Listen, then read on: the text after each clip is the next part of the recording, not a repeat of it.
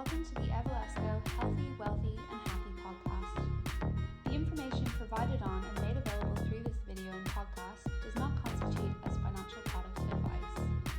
The information is of general nature only and does not take into account your individual objectives, financial situation or needs. It should not be used, relied upon or treated as a substitute for specific professional advice. We recommend that you obtain your own independent professional advice before making any decisions in relation to your particular requirements or circumstances. Welcome to the Evalesco Healthy, Wealthy and Happy podcast. My name's Jeff and I'm pleased to be your host today. And I'm joined once again by my business partner and great mate, Marsh. Welcome back, Marsh. Thanks, Jeff. Good to be here. Today we're going to be talking about intergenerational wealth transfer, which is a phrase bandied around pretty commonly in mainstream media these days. So we're going to dig into what that actually means and a few practical tips to consider in that regard. But before we get into that, as we always start with, tell us what you've been doing to be healthy and happy lately, Marsh. It's good you always throw this one on me.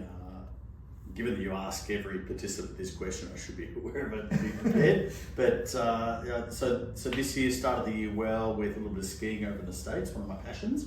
But more importantly, since returning home, I've tried to create some new habits around activity. So the last 2 weeks, I've had 3 runs a week and 1 gym session.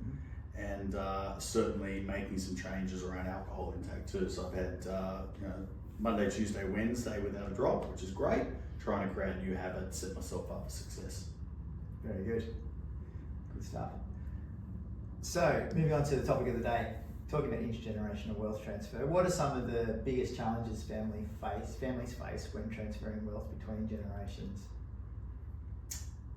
How long's a piece of string, Jeff? I guess the way I would answer that is mixed goals and priorities. So that's one. So those that have created the wealth and the current custodians might have different goals and priorities to their children. And as a result, there could be some misalignment around access to capital, access to income streams, that sort of level of certainty and what that means. And the other part is around communication. So if mum and dad have a particular point of view, it's really important that they find a way to bring the kids on the journey, engage them in that process, so that if something happens, they're ready and able to respond or ready and able to manage those strategies. Yeah, I think that's really valuable. I think one of the interesting things that we're seeing more of is probably in previous generations, the intergenerational wealth transfer was happening at the point of somebody dying. Mm-hmm. So through an estate, through a will, we're having many more conversations now with people where, different generations are at the table and able to talk through that and, acting on that sooner rather than later or preparing for the event of death as well. So that's where that communication is, I guess, coming a bit more front of mind in many cases. I would certainly agree with that. We've seen numerous instances where, for want of a better expression, the bank of mum and dad have helped out the kids with establishing their first home. Even those that are a little bit more advanced with that, supporting the children with either education expenses, debt repayment, but also wanting to make sure that, whilst mum and dad are able, fit and healthy, they want to be able to see their kids thriving and enjoying themselves. Yeah. So they're making some of those decisions around bringing things forward. So rather than waiting until one of them has passed away, then why not start to have some sense of enjoyment? And whether that means removing any stress or anxiety around the monthly budget or, family holidays. So I've seen numerous instances where mum and dad might have taken the kids on a trip to Hawaii or New Zealand or somewhere that's particularly important or special to them. Yeah, I think that's a good way of, I guess, removing some of the mystique from the term of intergenerational wealth transfer. It's, it seems to be a really big thing, but practically it's really just about, wealth that the family at the top has accumulated and how they can pass that down or provide benefit to the next generations, which is sometimes the children, sometimes grandchildren, or a bit of both. We're seeing a lot more and a lot of reports around grandparents paying for school fees for grandkids, and that's a much more common thing, particularly in Sydney, as school fees have gone through the roof. that's a much more common way, and that's a transfer of wealth from one generation to another.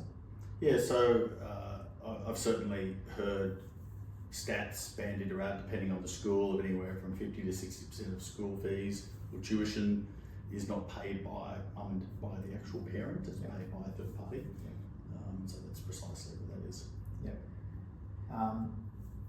So we talked a little bit about then, you talked about, I guess, mismatched goals or desires, but how can people handle some of that, more emotional side of those conversations, or, leaving a legacy and how that's dealt with?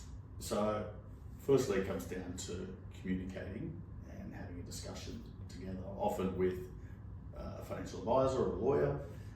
We've got a number of clients that they've actually introduced the younger generation to us, and typically they don't work with Jeff and I, we're sort of the old fuddy nutties in the office, but they might work with some of the younger team members so that at least they're upskilling and learning about markets and how they operate. I think the biggest thing though is if mum and dad are of the view that they want a portion of their assets to go into a specific trust for the benefit of, for example, their bloodline or their children and grandchildren, then it's really important to communicate that up front, because if something were to happen to mum and dad, and let's say there's 3 children, they're all married, none of the children were aware of this, it may create unnecessary tension when one of the siblings says, oh, actually I'd like to take some of the capital and pay off the home loan. So the most successful outcomes we've seen are where there's a balanced approach. So where mum and dad have sort of considered, well, let's say there's $5 to $10 million of assets between the family home and investable assets, and there's 2 children.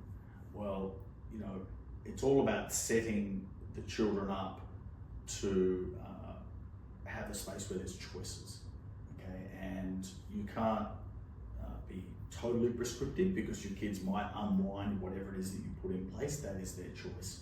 But at the very least, allow them the flexibility to potentially have some short-term relief via way of completely repaying their home loan, putting some funding in place for education expenses or other items that are pretty hefty, and then do what you can to preserve some of that legacy asset in a structure so that it's better protected. I think that's really sound advice, Marsh. It's being able to have that conversation and identify, are there certain assets or certain things that you want to protect for future generations, and make it a multi-generation strategy.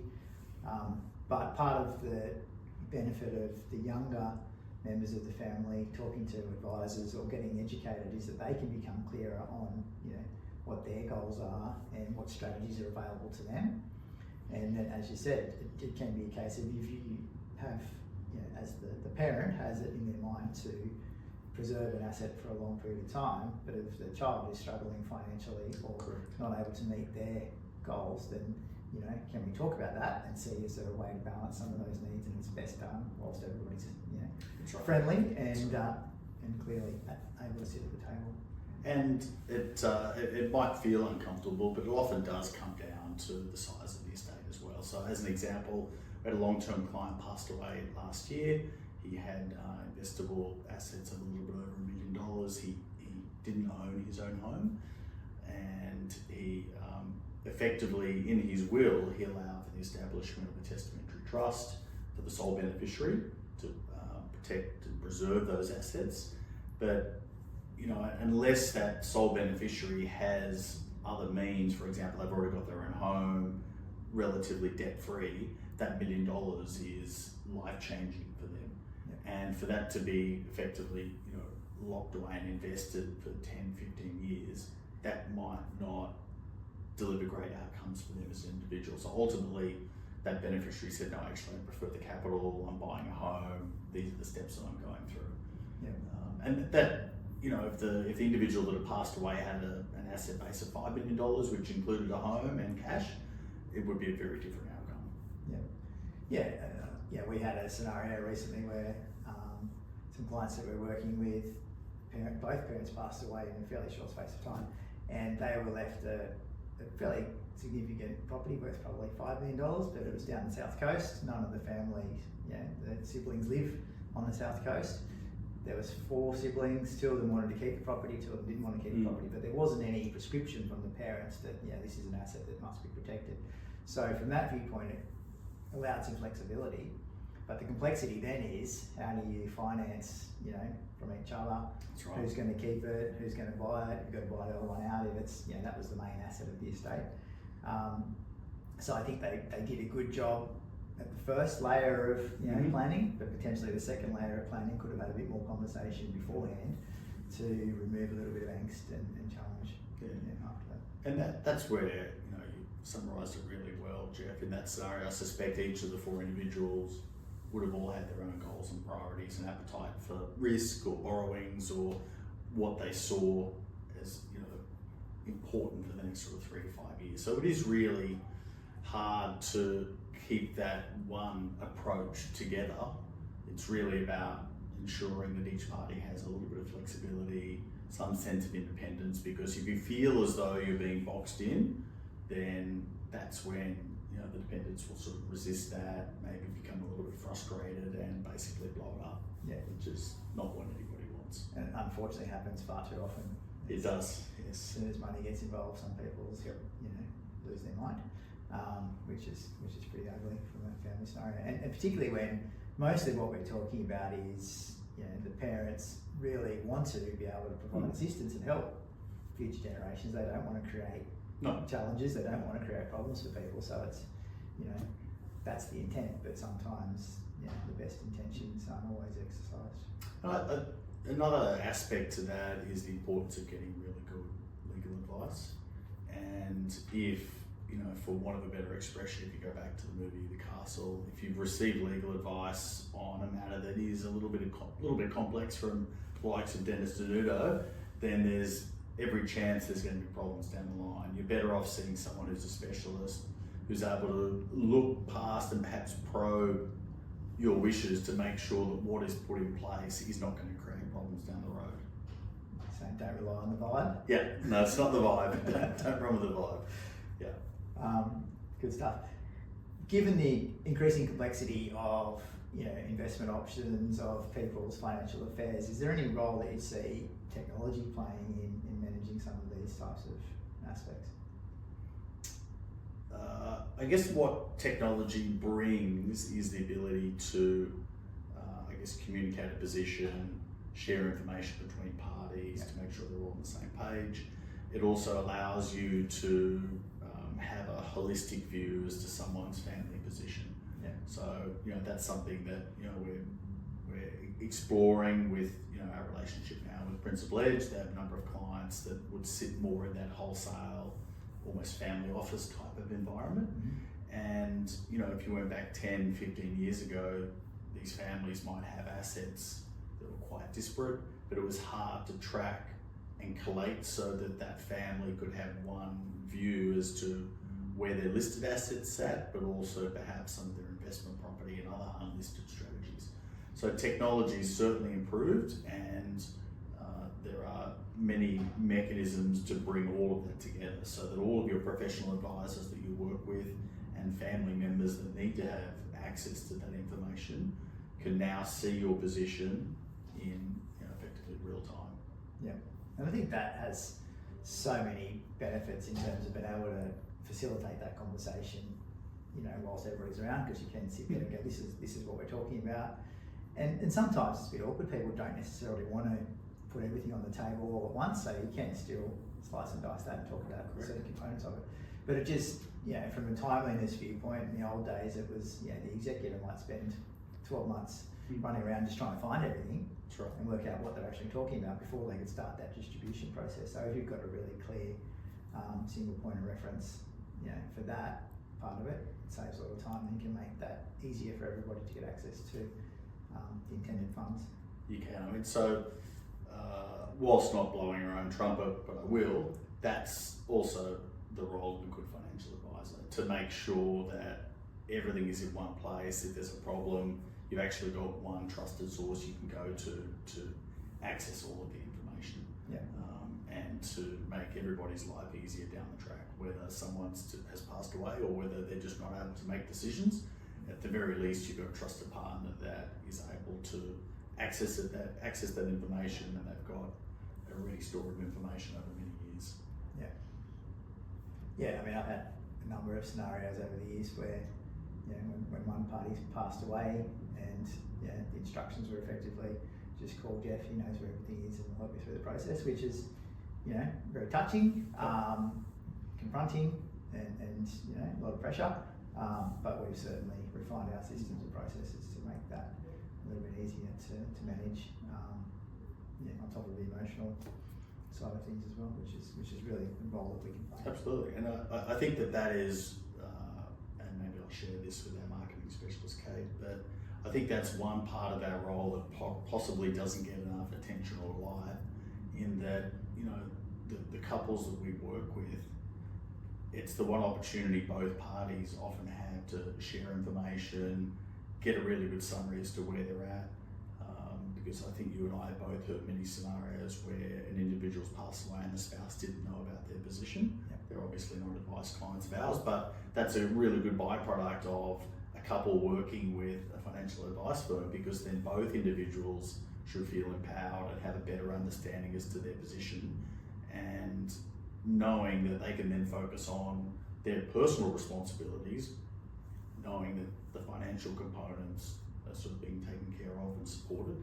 Yep, absolutely. It's probably a pretty good place to wrap up. Any final thoughts or words before we do? No final words of wisdom, other than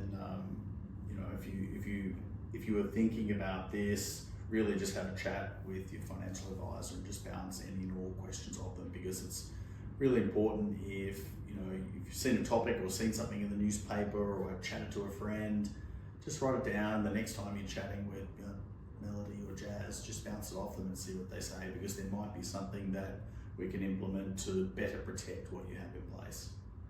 Yeah, I think that's a great place to wrap up. It's not an easy conversation. It's confronting. You're facing your own mortality. But the reality is, our experience shows that the sooner you start having the conversation, it's easier than if you leave it till you are on your deathbed, or something's gone wrong. It's a much more difficult conversation at that point in time. So reach out to your advisor in the first instance, start that conversation, then we can help you with that process of bringing the different parties together that you need to. So thanks for your expertise as always, Marsh. Pleasure, Jeff. Thank you. And thanks everyone at home for watching along. Have a great day.